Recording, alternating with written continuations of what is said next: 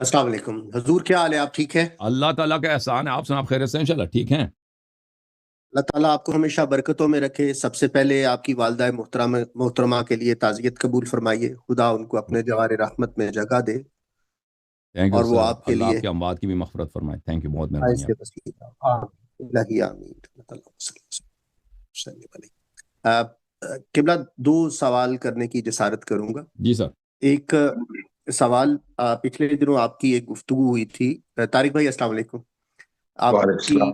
ایک گفتگو ہوئی تھی رضاعت کبیر کے عنوان سے. جی سر. تو ہمارے ایک عزیز دوست ہے، وہ آپ سے بہت وہ بھی محبت رکھتے ہیں اور آپ کے پروگرام بہت شوق سے سنتے ہیں. تو انہوں نے بھی یہ پروگرام بہت ڈیٹیل کے ساتھ سنا تھا. تو میری ان کے ساتھ گفتگو ہوئی تو انہوں نے کہا کہ اللہ یاری صاحب نے جتنے بھی ریفرنسز دیے وہ سب کے سب وہ عروہ بن زبیر سے ہی تھے. وہ ایک طرح کی خبر واحد ہی تھی. یعنی وہ صرف عروہ بن زبیر سے ہی مروی ایک حدیث تھی جو مختلف کتب سے وہ بیان فرما رہے تھے.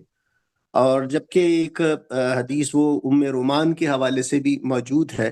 تو وہ جو عروہ بن زبیر کی نسبت سے جو آپ حدیث بیان کر رہے ہیں وہ رضاعت کبیر کے عنوان سے، کیا ان کے علاوہ بھی یہ حدیث باقی اور جگہ سے مروی ہے؟ کیونکہ ان کے نزدیک یہ خبر واحد تھی اور خبر واحد ہی کو آپ اپنے دو تین جو کلپس بار بار جو آ رہے تھے تو وہ مختلف کتب سے آپ اسی ریفرنس کو دہرا رہے تھے. یہ ان کا موقف تھا اس مناظرے اگر کے تناظر. دیکھیں، یہ پہلی بات یہ کہ میں نے اس منظر سے نہیں دیکھا ہے، کیونکہ بخاری اور مسلم کے روایات اور جو صحیح روایات ہوتے ہیں جو بخاری مسلم بھی نہ ہو، یہ اپنے لیے حجت سمجھتے ہیں. یہ ان کا سب کا موقف ہے، چاہے وہ اہل حدیث ہوں، چاہے وہ احناف ہوں، دوسرے فرقے ہوں، اس کو صحیح سمجھتے ہیں اور حجت سمجھتے ہیں. اور یہاں پہ جو علماء بھی تھے ان سے مناظرے ہوئے ہیں، انہوں نے اس لیے رد نہیں کیا، کوئی رد نہیں کرتا. اس لیے عروہ نے جو روایت کی ہم اس کو نہیں مانتے.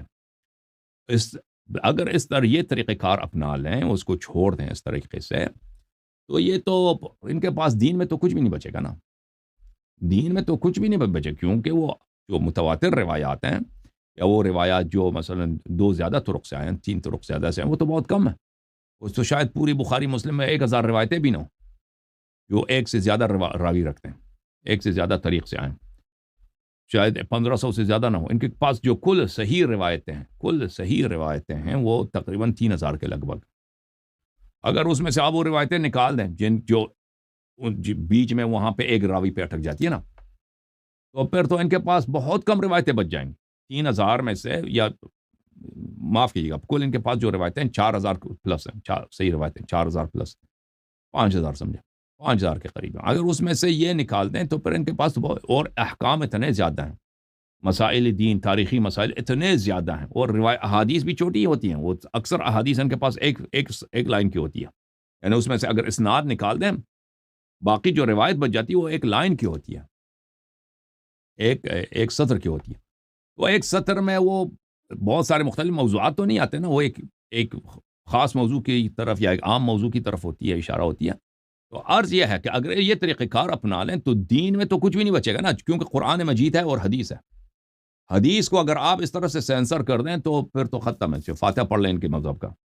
اور یہ علماء کا موقف بھی نہیں ہے. پھر دوسری بات یہ ہے کہ ہم نے اس منظر سے نہیں دیکھا کہ عروہ کے علاوہ دوسروں نے روایت کیا یا نہیں کیا. اگر ہم دیکھ لیں شاید دوسروں کی جانب سے بھی مل جائے، دوسرے حضرات کی جانب سے بھی مل جائے کہ انہوں نے بھی روایت کی ہے. البتہ وہ دیکھنا پڑے گا مختلف روایات احادیث کو. لیکن ایک بات جو متفق علیہ ہے علماء کے نزدیک، کہ ایک حدیث جو ایک ثقہ راوی کی طریق سے آتا ہے، وہ چاہے وہ کسی بھی دوسرے نے روایت نہیں کی ہو، وہ حجت ہوتی ہے اور وہ قابل قبول ہوتی ہے. جی سر.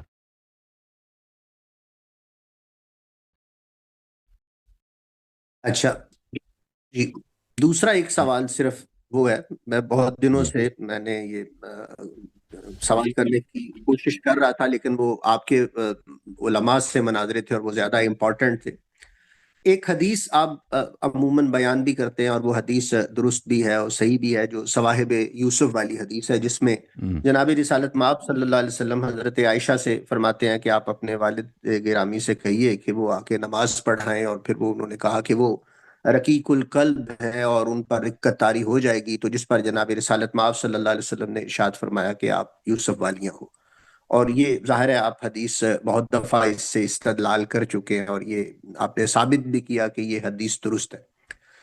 اور اس کے ساتھ ایک دوسری حدیث ہے جس میں جناب رسالت مآب صلی اللہ علیہ وسلم حضرت عباس کے کندھوں پہ اور جناب امیر علیہ السلام کے کندھوں پہ، اور وہ روایت مروی ہے حضرت عائشہ سے، جب وہ حضرت ابو بکر نماز پڑھانے کے لیے آتے ہیں اور جناب رسالت مآب صلی اللہ علیہ وسلم ان کو کہتے ہیں کہ آپ اپنی جگہ پہ رہو، اور پھر آ کے وہ نماز پڑھاتے ہیں۔ اٹ مینس کہ یہاں یہ لگتا ہے کہ جناب رسالت مآب صلی اللہ علیہ وسلم کو حضرت ابو بکر کا مصلی امامت پہ جو امامت کروانا وہ قابل قبول نہیں ہے، وہ اس بیماری کے عالم میں کہ جب ان کے قدم مبارک زمین کے اوپر نشان دے رہے ہیں تو وہ آ رہے ہیں۔ اب یہ دونوں حدیثیں متضاد ہیں۔ اگر ہم پہلی حدیث کو درست مانتے ہیں تو اس میں تو یہ طے ہے کہ جناب رسالت مآب صلی اللہ علیہ وسلم حکم دے رہے ہیں کہ وہ نماز کی امامت کروائیں، اور دوسری حدیث میں ہم یہ دیکھ رہے ہیں کہ رسالت مآب صلی اللہ علیہ وسلم ان کو روکنے کی کوشش کر رہے ہیں، یعنی مطلب کہ وہ روکنے کی کوشش کر رہے ہیں کہ حضرت ابو بکر مصلی امامت پہ نہ آئے، ایک چیز۔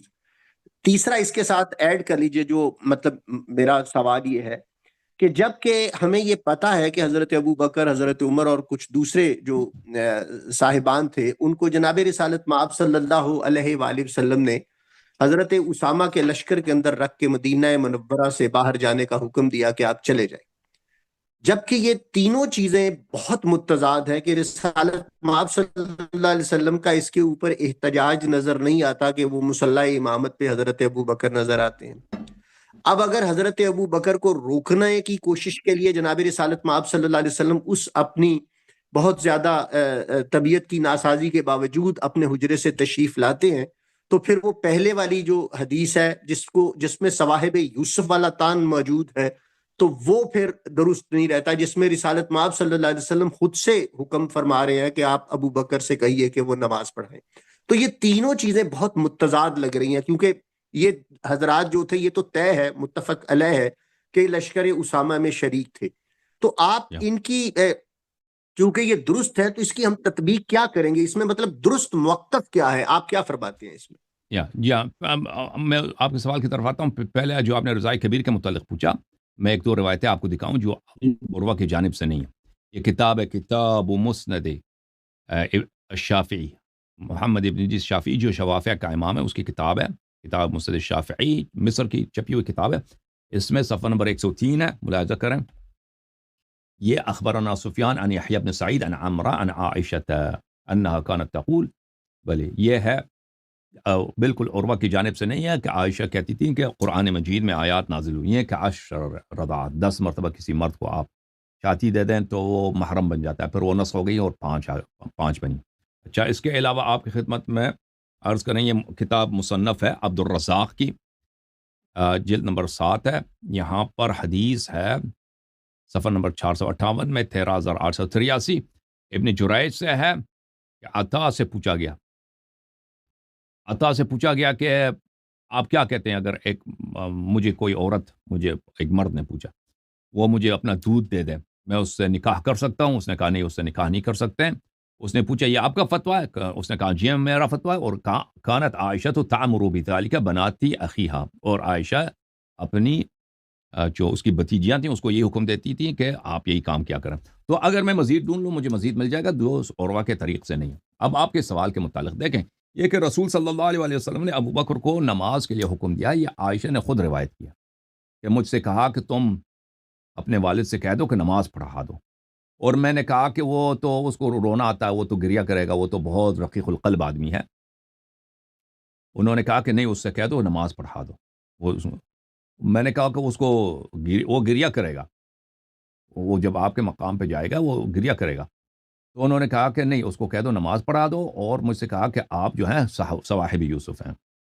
دیکھیں یہ، اور پھر آپ نے جو دوسری روایت پڑھی ہے نا کہ وہ رسول صلی اللہ علیہ وسلم نے ابو بکر کو پیچھے ہٹا کے خود آ کے نماز پڑھایا، حالانکہ اس وقت شدید بیماری میں تھے، وہ کھڑے بھی نہیں ہو سکتے تھے، انہوں نے بیٹھ کے نماز پڑھایا۔ اور جب وہ ان کو لایا، ان کو خود نہیں آئے، یعنی ان کو لایا گیا، حمل کیا گیا، وہ ان کے پیر جو ہے قدم بھی نہیں اٹھا سکتے تھے، پیر زمین میں کھینچے جا رہے تھے، ان کے پیروں کے کھینچنے کی وجہ سے زمین میں لکیر بنتی جا رہی تھی۔ تو لازمی ان دونوں روایات میں تضاد ہے۔ تو یہاں پر جو بہت بڑا سوال یہ ہے کہ رسول صلی اللہ علیہ وآلہ وسلم نے جو عائشہ سے کہا ہے کہ آپ صواحب یوسف ہیں، یہ بالکل بنتا ہی نہیں یہاں پر مقام پر۔ وہ جو کانورسیشن جو عائشہ نقل کر رہی ہے نا کہ میں نے رسول صلی اللہ علیہ وسلم نے کہا مجھ سے کہ اپنے والد سے گئے تو کہ نماز پڑھا دے، میں نے کہا ان کو تو رونا آتا ہے، یہ 2-3 مرتبہ یہ رد و بدل ہوا ہے، تو اس کے بعد انہوں نے کہا آپ صواحب یوسف ہیں۔ صواحب یوسف تو بہت بڑی گالی ہے، بہت بڑا طعن ہے، یعنی یہ اس کانورسیشن میں بنتا ہی نہیں کہ رسول صلی اللہ علیہ وسلم جو بہت ہے وَإِنَّكَ لَعَلَىٰ خُلُقٍ عَظِيمٍ، آپ کی اتنی بڑی اخلاق ہے، آپ اس بات پر کہ عائشہ کہہ رہی ہیں کہ میرے والد کو گریہ آئے گا، آپ اس پہ اس طرح کا جواب دے دیں، ٹھیک ہے نا؟ سوال اور جواب میں مناسبت ہوتی ہے۔ رسول صلی اللہ علیہ وآلہ وسلم جو سامنے سے جو مذمت کر رہے ہیں عائشہ کا، اس صریح الفاظ میں صواحب یوسف کا کردار دیکھیں، اور عائشہ میں یہاں پہ جو الفاظ ہیں اس کو دیکھیں، ان میں بنتا نہیں ہے۔ دوسری بات یہ ہے کہ عائشہ جو کہتی ہیں کہ میں نے کہا کہ وہ اس کو آپ نماز پڑھانے نہ بھیجیں کیونکہ وہ رونا آئے گا، اس کو رونا آئے گا، تو ابو بکر جب نماز پڑھانے گئے ہیں اس نے نہ کبھی بالکل گریہ نہیں کیا ہے، اس کو نہ رونا آیا نہ گریہ کیا ہے، بلکہ جب رسول صلی اللہ علیہ وسلم کی وفات بھی اس نے گریہ نہیں کیا نا، الٹا اس نے آ کے کہا جو محمد رسول اللہ بھی نہیں بولا، اس نے محمد بولا صلی اللہ علیہ وسلم، جو محمد کی عبادت کرتا تھا وہ مر گیا، وہ سمجھ لے کہ وہ مر گیا۔ یہ بہت غلط الفاظ ہیں، یعنی مسلمانوں میں کوئی ایسا شخص نہیں تھا جو رسول اللہ صلی اللہ علیہ وسلم کی عبادت کرتا ہو۔ یہ کہ کیوں ایسے الفاظ کہہ رہے ہیں؟ محمد جو ہے وہ جو محمد کی عبادت کرتا ہے وہ سمجھ لے وہ مر گیا۔ تو یہ عائشہ کے یہ جو قول ہے کہ میں نے کہا کہ اس کو رونا آئے گا، یہ بالکل ابو بکر کے کردار سے میچ نہیں کرتا کہ ابو بکر کو رسول صلی اللہ علیہ وسلم کی وجہ سے رونا آیا ہو یا ان کی جگہ پر کڑے ہونے کی وجہ سے گریہ کرنا۔ تو بات یہی ہے کہ رسول صلی اللہ علیہ وآلہ وسلم نے کسی اور کو حکم دیا تھا کہ وہ نماز پڑھا دے، یعنی امام امیر المؤمنین علیہ السلام کو سے کہا تھا کہ نماز پڑھا دے، تو انہوں نے اپنے والد کو الٹا اپنے والد کو بھیجا تھا۔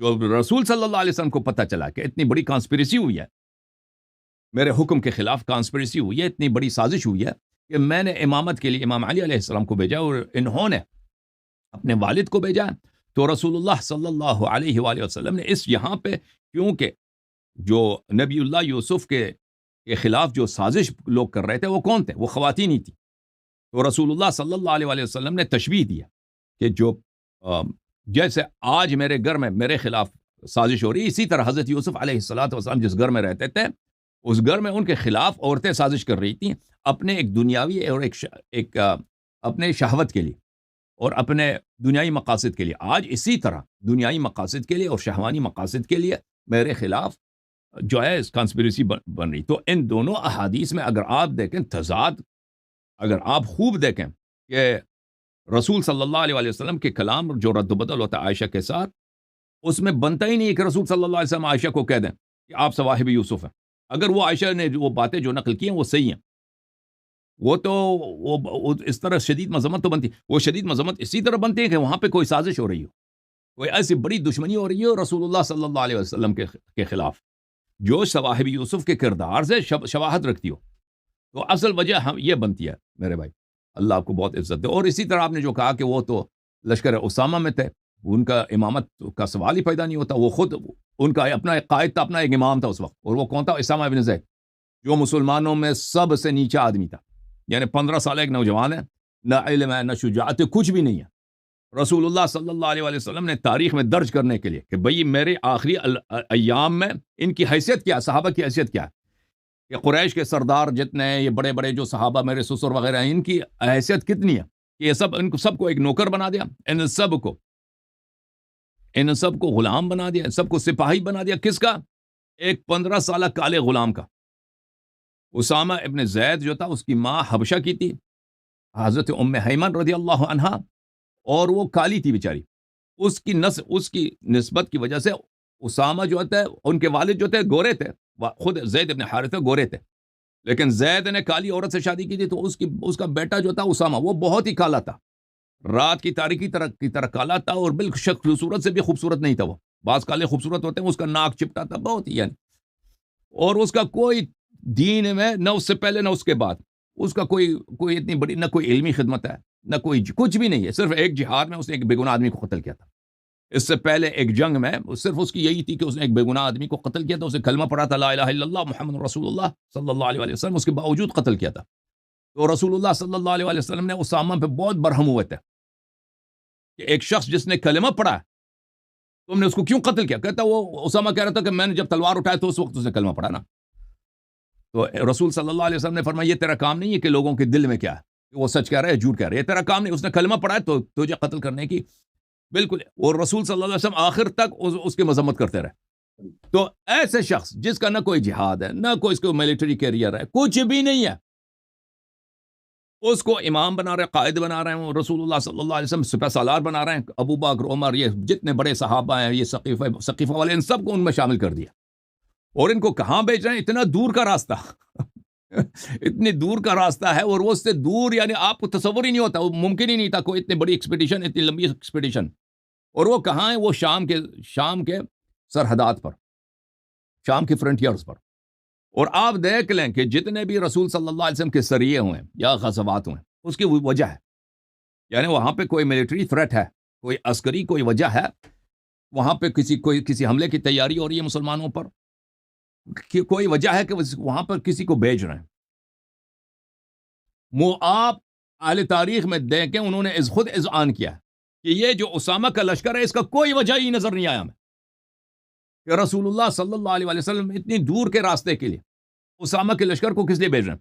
اور اسامہ گیا بھی ہے نا, کوئی لڑائی نہیں ہوئی ہے.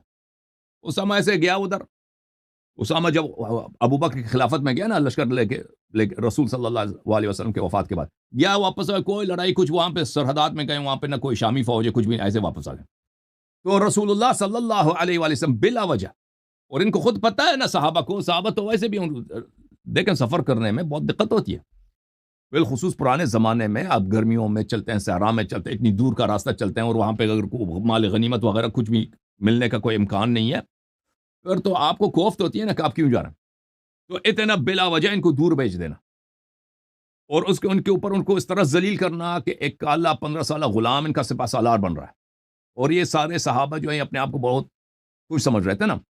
تو یہ رسول اللہ صلی اللہ علیہ وآلہ وسلم نے اپنے آخری ایام میں پوری امت کے لیے ایک پیغام, ایک میسج چھوڑی ہے کہ دیکھیں جن کی حیثیت یہ ہے کہ میں ایک 15 سالہ غلام کو ان کا امام بنا رہا ہوں, تو تم سمجھ لینا کہ یہ میرے بعد کبھی امامت کا مستحق نہیں ہو سکتے.